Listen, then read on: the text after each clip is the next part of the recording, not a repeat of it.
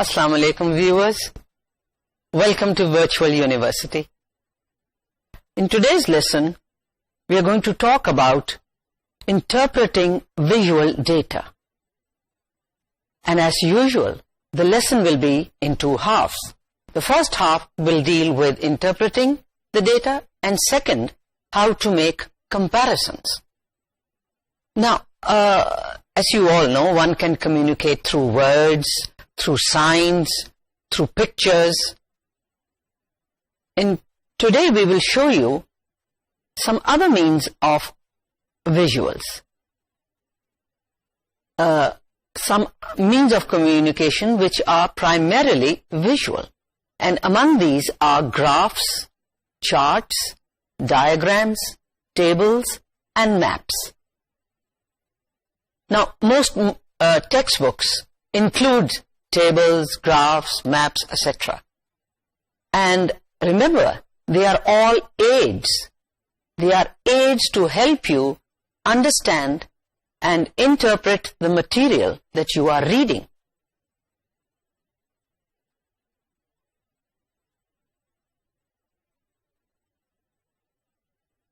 Because of the importance of visuals and their possibility of being misinterpreted, you will see, first, how words and figures can be converted into visuals of one kind or another. And second, you will learn to read accurately these common aids. Now, we will show you an example. It will show you how information, which consists entirely of words and figures, can be converted into a visual. You will see on your screen a paragraph. I'll read it out, and then see if you can convert that information into a visual form. And you will notice the difference. Reading that information in printed form and looking at that information in a visual form, in a non-linguistic form. Now, our experience is that after listening to an hour's lecture, students begin very rapidly to forget the information given them. 24 hours after the lecture, most of the students will have forgotten 75% of the information. After 48 hours, the amount the students remember has usually sunk to 15%. Yet, if the students review the information by noting the key points in the first place, and then reading over or discussing or using their notes, the retention levels are as high as 70 to 85%.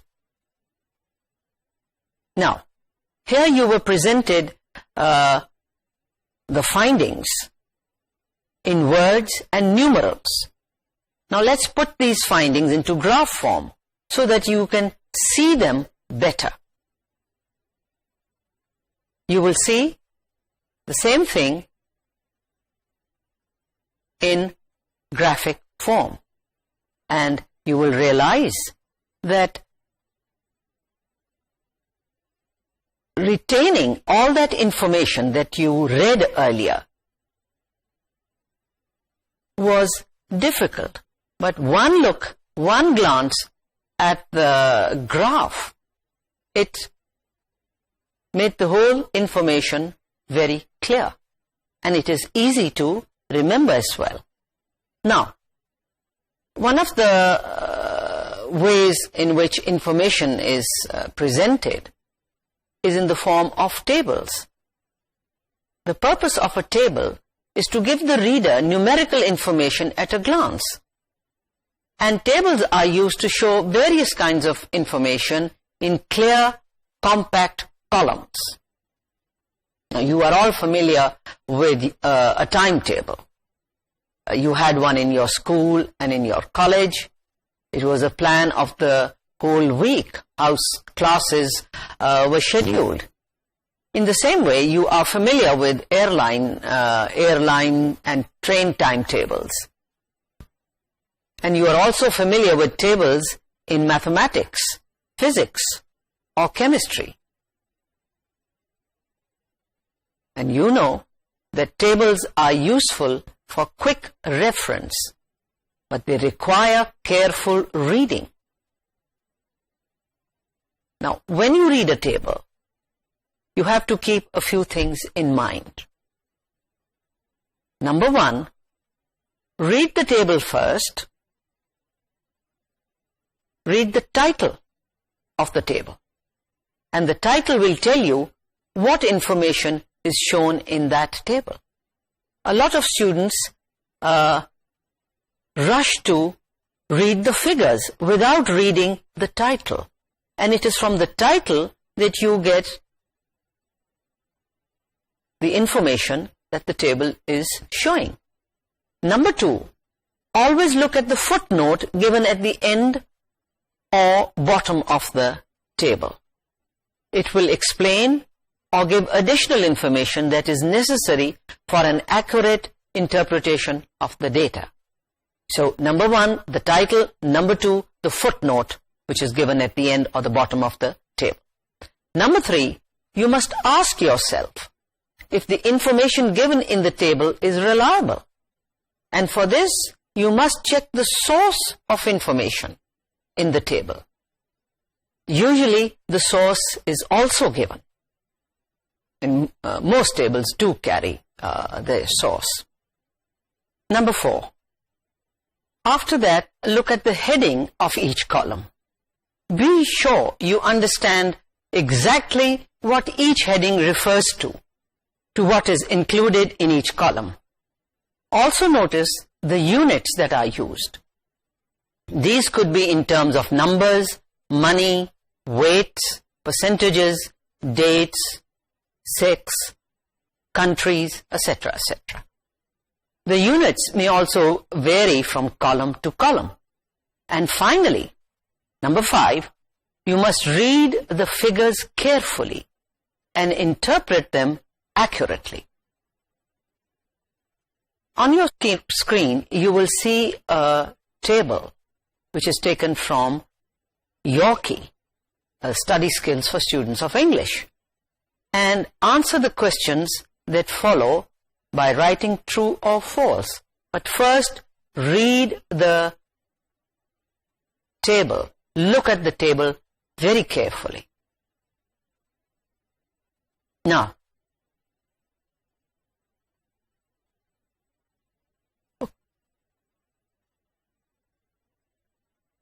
number one, the first five statements, in the first five statements, you just have to say whether the statement given is true or false according to the table. Right? You have to refer to the table again and again. The first statement, this table refers to the percentage of the total United States population. Now, is this statement true or false? It's false. Number two, judging from the table, the annual death rate has been reduced by slightly less than half since 1900. Judging from the table, the annual death rate has been reduced by slightly less than half since 1900. Now, is that statement true? If you refer to the table, is it this what the table is showing? Yes, it is. It is about the death rate being reduced. This is what the table shows you.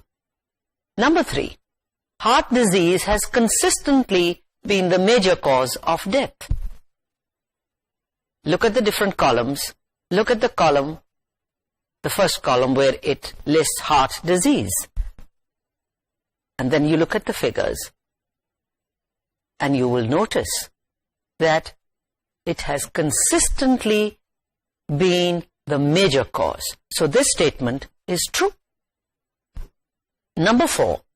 The death rate for infants in 1977 was 10.7%.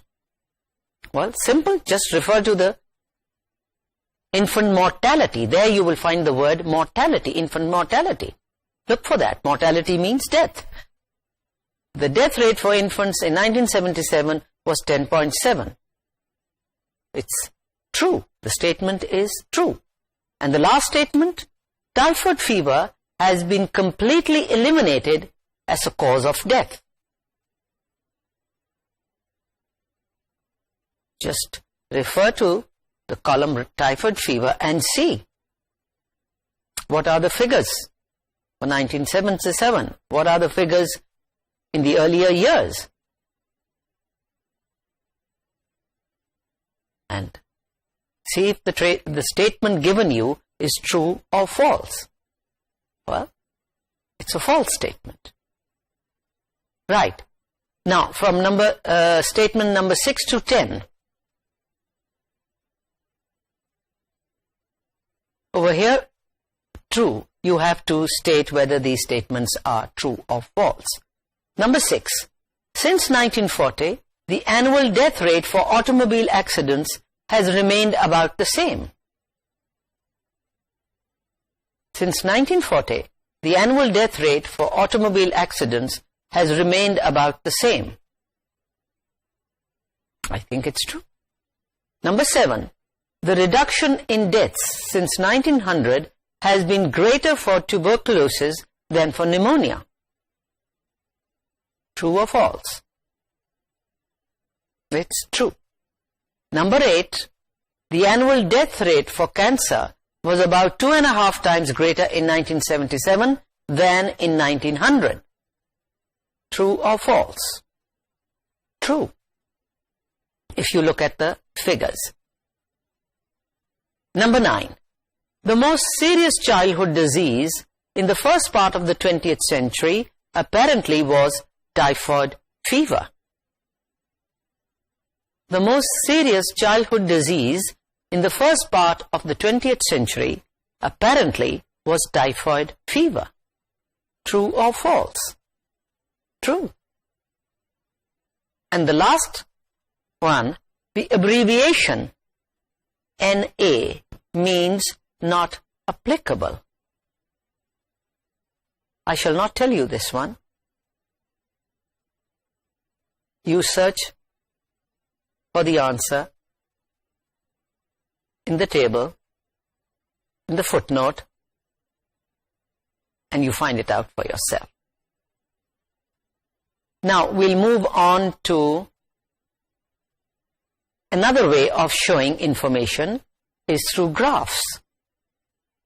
A graph illustrates a relationship between at least two things, one of which is measured on a vertical axis and the other or others on a horizontal axis. Now look at the following graph, which is again taken from the same book, and answer the questions that follow. First, look at the graph carefully.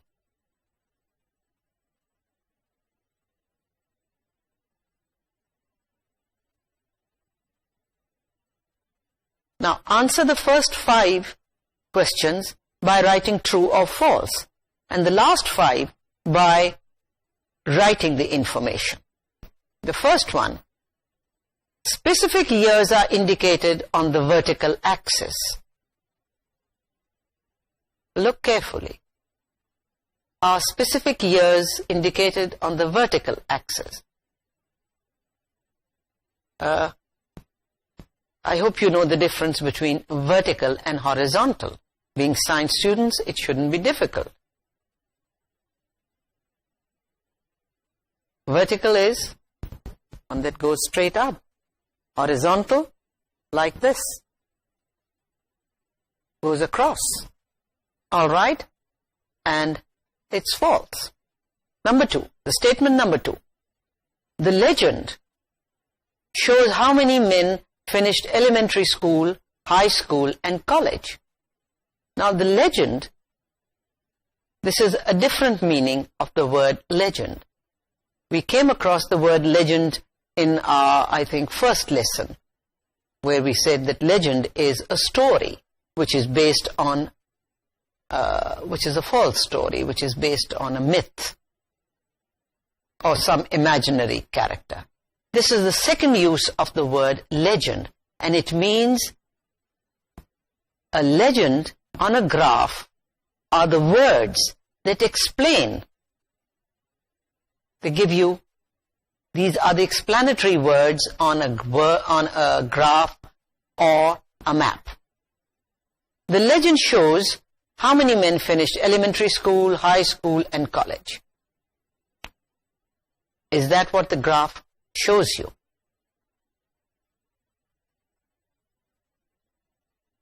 Number 3. The mean income of high school graduates is consistently higher than that of elementary school graduates. By graduate, over here, it does not mean somebody with a BA degree. Graduate means anybody who has studied in a school, in an elementary school, who passes out from the elementary school, primary school, high school, secondary school, right? So don't be stumped by the word graduate. Number 3, statement number 3, the mean income of high school graduates is consistently higher than that of elementary school graduates. The statement is true. Number 4, college graduates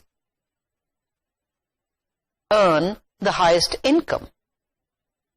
College graduates earn the highest income.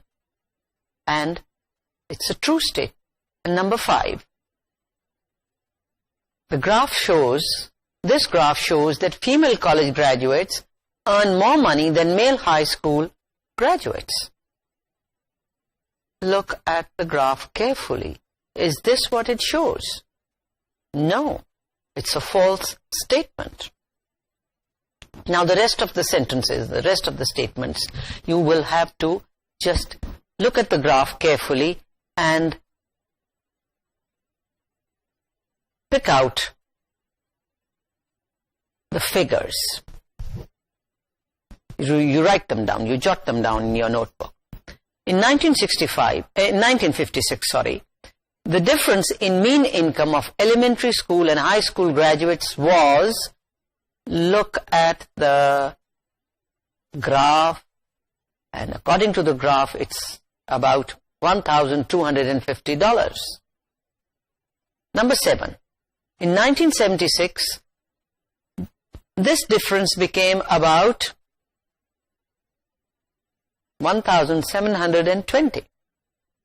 Number 8, in 1961, a college graduate earned a mean income of about $10,000. Number 9, the mean income of a college student in 1966 was about, it's around $12,000.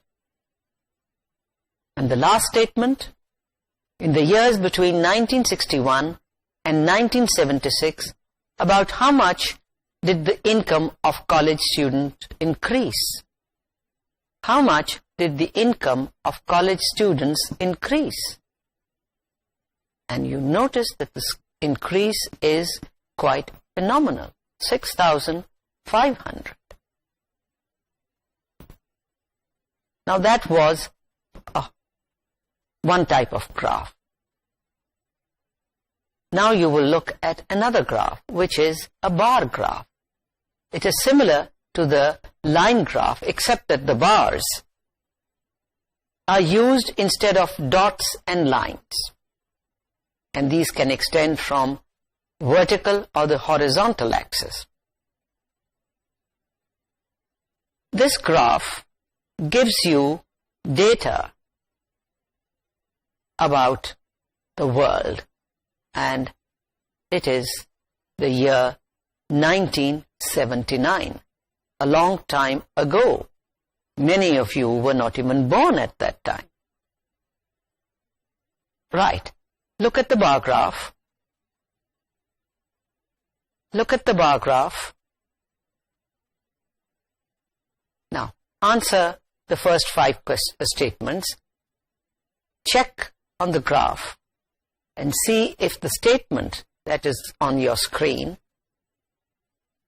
does it tally with the information that the bar graph shows.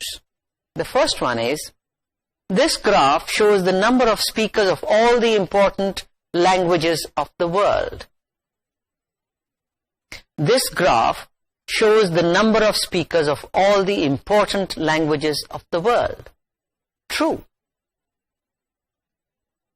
The number of speakers is shown on the vertical axis. The number of speakers is shown on the vertical axis. No. Number 3, the number of speakers is indicated in millions. Example, 100 means 100 million. True. Number 4, there are twice as many speakers of English as of French. There are twice as many speakers of English as of French. False. Number 5, there are 2 languages which are spoken by more than 300 million speakers. There are 2 languages which are spoken by more than 300 million speakers. And the statement is true. Now, the rest of the statements, you answer the questions by writing on the line that are provided, but you can note them down in your notebook. About how many native speakers of English are there in the world? Now, this is according to the 1979 almanac, right? Rather dated. And according to the bar graph, it is something like 370 million.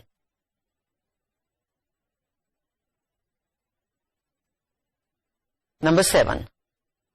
What languages have about as many speakers as Arabic? Very simple. Look at the bars. Which language is more or less the same, has as many speakers as Arabic? And it is German and Portuguese. Number 8, which dialect of Chinese has the most speakers? Which dialect of Chinese has the most speakers? And you will have noticed that it is Mandarin. Mandarin is one of the dialects spoken in mainland China. Number 9, there are about twice as many speakers of Urdu as of, and you look for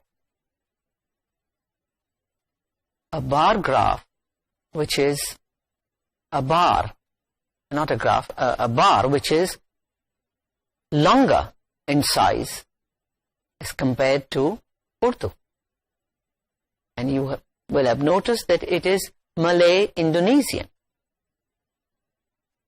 And number 10, which language ranks 5th in total number of speakers? Which language ranks 5th in total number of speakers? And it is Urdu. Right? Now, I must point out to you that this is from the World Almanac of 1979. So the information given to you is rather dated. Right? But that was not our purpose over here. The purpose was to make you familiar with looking at graphs and interpreting the data. You have to have this skill. It is also part of your reading skill. Now, you will look at a map. Map reading is also a skill. a lot of information is there in the lines that you see. But you have to have the skill of interpreting what is given there in those lines. Now, the map is about Japan. And you know that Japan is in the east. It's in the Far East. That's the word that is used, in the Far East. And if you look at the map, you will notice that it is composed of 4 major islands. The biggest island is Honshu. Look at the map and write down the names of the other three islands. Very simple. It's in bold type. And the names are Kyushu, Shikoku, and Hokkaido. Now, which island is northernmost? That is, which island is to the north? The northernmost island is Hokkaido. And the southernmost is Kyushu. All right. Number 2, Japan is surrounded by an ocean and 3 seas. Can you name them? There is a large mass of water to the east of Japan, and the name of the ocean is Pacific. And there are a number of seas, 3 seas, that surround Japan. They are the Philippine Sea, Philippine or Philippine, and the Sea of Japan, and the East China Sea. Which sea is to the west of Japan? It's the Sea of Japan. And to the southeast, the Philippine Sea. Number 3. Which is the country nearest to Japan? It is South Korea. How far is it from Japan? Approximately 150 kilometers. Number 4. Question number 4. What other countries are close to Japan? North Korea, right? Approximately how far are these countries from Japan? The closest is North Korea, which is 400 kilometers. Now, what directions are they from Tokyo? They are in the west. How far is the island of Hokkaido? You work out which direction is Hokkaido from Korea. All right. On Hokkaido, name one city that is due west of Kushiro and one that is north of Hakodate. Look on the map and spot these. Number 6. How many cities in Japan have a population of 1 million or more? What are their names? And there are 6 cities. Osaka, Tokyo, Kobe, Kyoto, Nagoya, and Yokohama. How far is Nagoya from Tokyo? It's approximately 390 kilometers. Number 8. The latitude of Kyoto is 35. What is the longitude? Number 9. What are the latitude and longitude of the northern tip of the island of Hokkaido? Number 10. Approximately how far is it from the southern tip of Kyushu to the northern tip of Hokkaido? Approximately 1,890 kilometers. Mutsube is at the tip of Honshu, is at the northern tip of Honshu. and the city of Nagasaki is at the western tip of Kyushu. Look at the charts, study them, and decide whether these statements that I'm going to read out are true or false. Number 1, in Asia, the production of softwood timber is more important than the production of hardwood timber. True or false? False. B, the largest Asian country produces 3 times as much as paper pulp as Europe. False. Number C, Asia produces 3 times as much paper pulp as Europe. True or false? False. Number D, the producers of timber are shown on the vertical axis of the graph. True. The cubic meters of wood produced are indicated in millions. For example, 50 means 50 million cubic meters. And it's a true statement. Now, you looked at maps, graphs, bar charts, tables, and these were visual aids.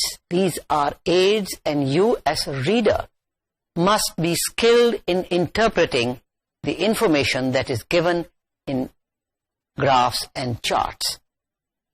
And as I said earlier, you must read carefully and interpret accurately the information that is given in such charts, tables. Now, we will move on to the second half of our lesson, and that is how to make comparisons. Years ago, when you were in school, you learnt about making comparisons in English, right? And there are several ways of showing that similarities and differences exist between or amongst things.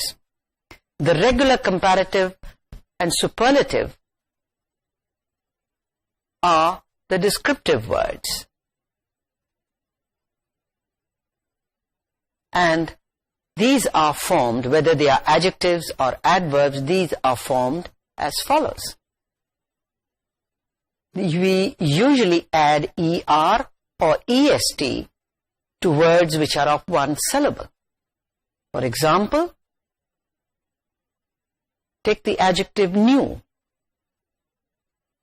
Now this is an absolute form.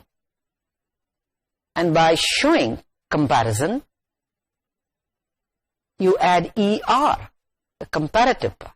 And if you want to show the third degree, the superlative degree, you add EST. So it is new, newer, newest. Old, older, oldest. Big, bigger, biggest. And with adverbs, it is soon, sooner, soonest, late, later, latest. Now this is very easy, and it reminds you of what you did in school.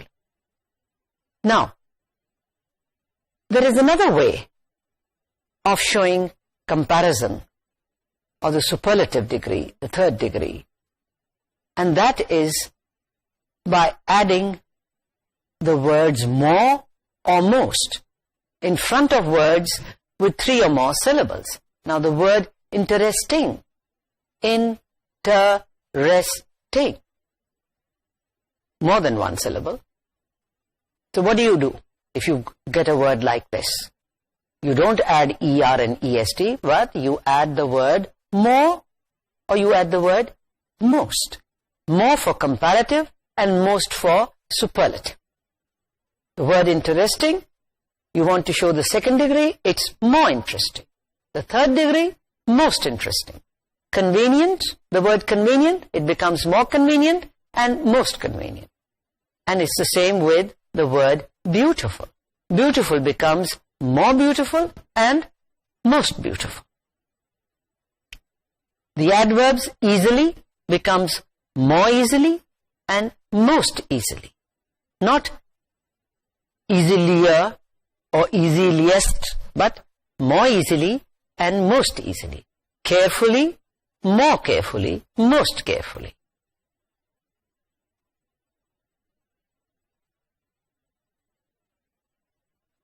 Now, words with two syllables may be like what we have just gone through,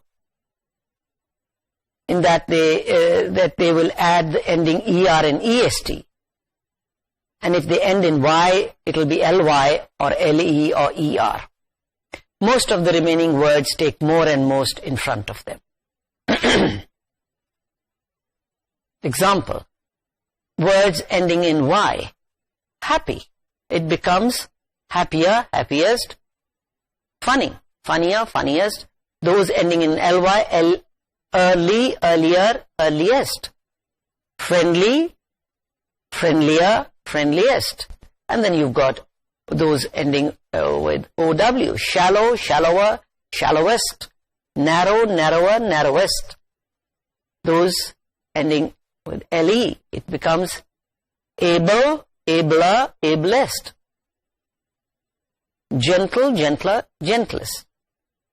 And the same with ER. Clever, cleverer, cleverest.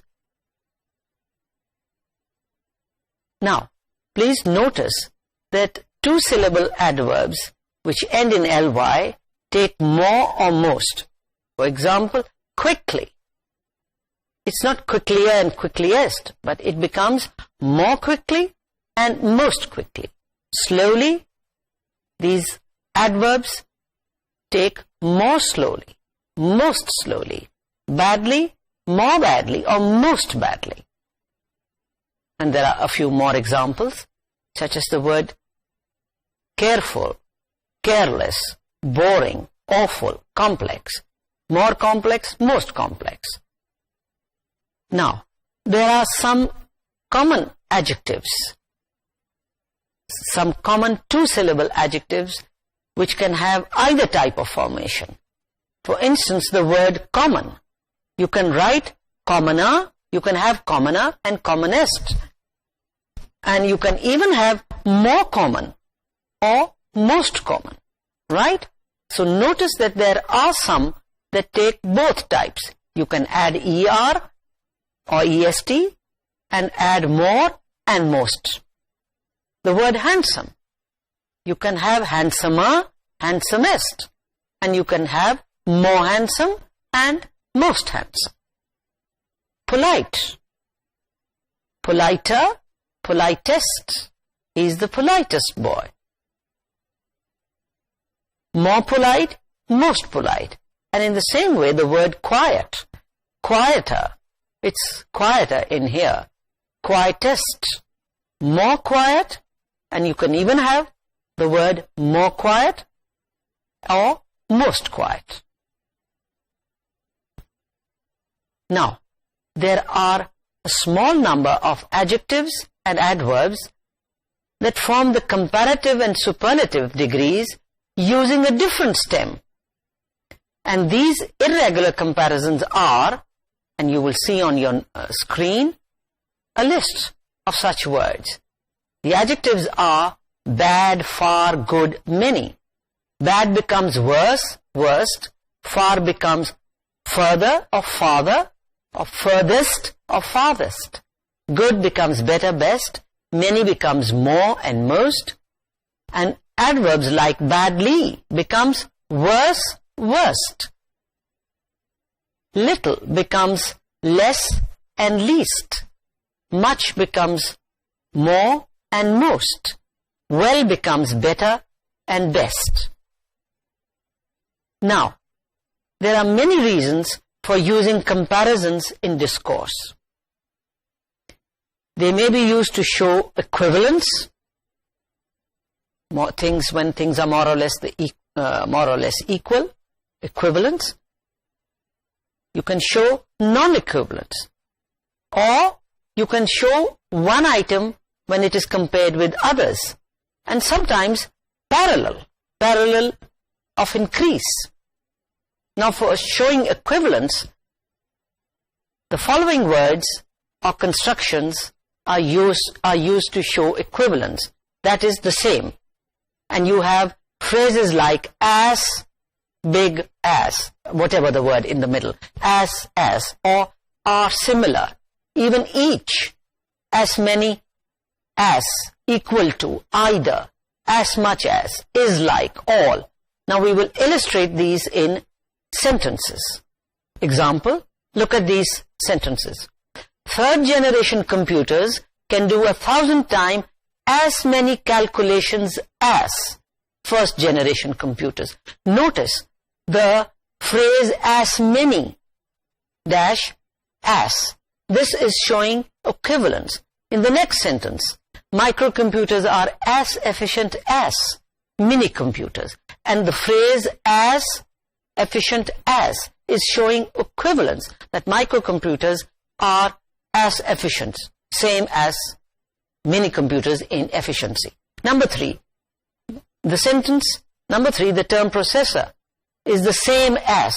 The word as efficient as, same as in number 4, is like, number 5, similar. These are all words, phrases showing equivalence. Number 6, number 6, a microcomputer can sometimes cost as much as a mini computer. Here the phrase as much as. In number 7, it is both and.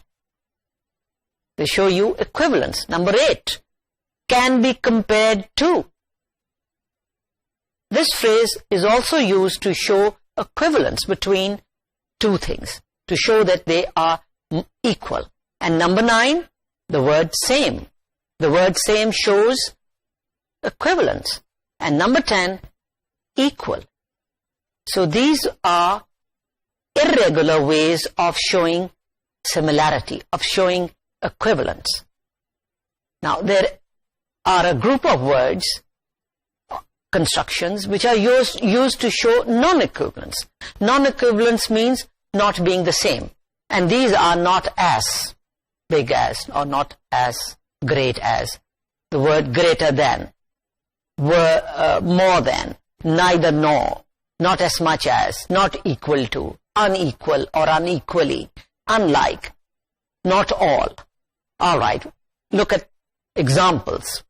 And these examples show you how you can use the phrase not as difficult as, is bigger and more expensive than, less than, fewer, neither, right? Unlike, not the same, not. And we have constructions to show that one item when compared with others. And we use the superlative. And the word is the most, the least. Look at the examples. Number 1 is the word fastest. And in the second sentence, it's the phrase most commonly. Number 3, least difficult. In the same way, we have ways of showing parallel increase. And the words are the more, the less. Example. Very nice 2 examples. The bigger, the more complex. The smaller, the less challenging. And you will see an exercise on your screen which shows you have to decide whether each sentence expresses equivalence, non-equivalence, or the superlative. And you can do this exercise on your own. You just have to underline the phrase which either shows equivalence or non-equivalence or the superlative. And with that, we come to the end of today's lesson. In today's lesson, you looked at visual data and how to interpret graphs, charts, tables. All textbooks carry this kind of information, and you as a skilled reader should be able to interpret them. And the second half, we looked at words which express a degree a degree of equivalence or non-equivalence or the superlative degree. All the best. See you next time. Allah Hafiz.